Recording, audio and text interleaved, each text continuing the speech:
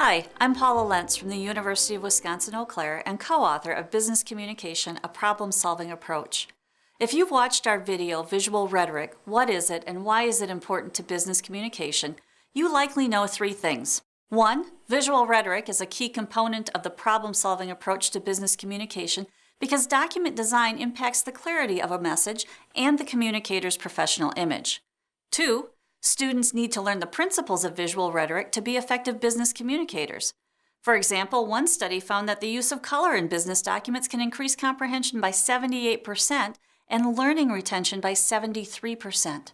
Another study showed that employers will look at a resume for only 6 seconds before deciding what to do with it. If that resume isn't designed so that the information is quickly accessible, the student is in trouble. And 3, you're not sure where, when, or how you would find the time to incorporate visual rhetoric in your already full curriculum. Fortunately, we offer a variety of options that provide you with the flexibility to incorporate as much or even as little visual rhetoric in your curriculum and still achieve effective results.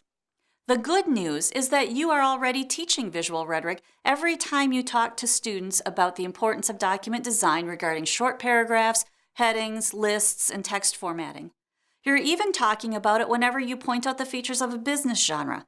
After all, it's pretty hard to take seriously a business person who can't make a letter look like a letter or whose reports look like an academic essay.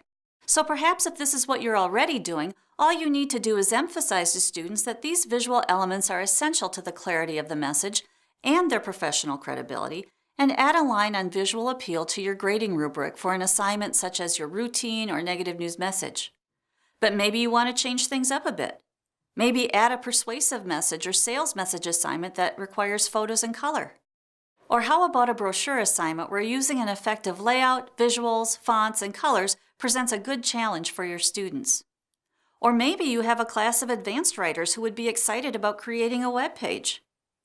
Whatever you decide to do, students will need to know something about most or all of the following: the principles of contrast, repetition, alignment, and proximity, layout, fonts, color, visuals, formats for common business genres, principles for web design, and how to use Word, PowerPoint, Publisher, or web editing software. This looks like a lot, doesn't it? And it could be. But we offer options and flexibility to adjust your content to your classroom needs. As I mentioned, if you're already doing this, teaching genre formats and text formatting, you can just add a line to your grading rubric to account for a document's format and visual appeal. If you want to do more, a brochure or a web page, you can teach our Chapter 3, Designing Documents with Visual Appeal, and Chapter 4, Communicating with Visuals, as part of a course unit on document design and visual rhetoric. Business Communication, a Problem-Solving Approach, comes with end-of-chapter exercises, an instructor's manual filled with in-class exercises and activities, online Connect activities, exam and quiz questions, PowerPoint presentations, and grading rubrics for teaching these chapters in their entirety in a traditional lecture discussion format or in a flipped classroom. But maybe you want something in between a line on a rubric and a full-fledged design unit. You can use these same resources to teach visual rhetoric alongside other chapters in the text, such as those on correspondence, report writing, resumes, or even oral reports. For example, you can assign the quiz for the document design chapter as a guided reading activity outside of class. And along with the reading, perhaps you also assign some of the online interactive Connect activities, which students also complete outside of class. You have several to choose from on topics such as writing for the web, making design choices, recognizing the features of a business letter, and choosing the right visuals to represent data. These activities are automatically graded and imported into your course gradebook. There's no extra work for you here. All you have to do is then tie the out-of-class material, the design concepts and the terminology, to your course lecture and assignment rubric.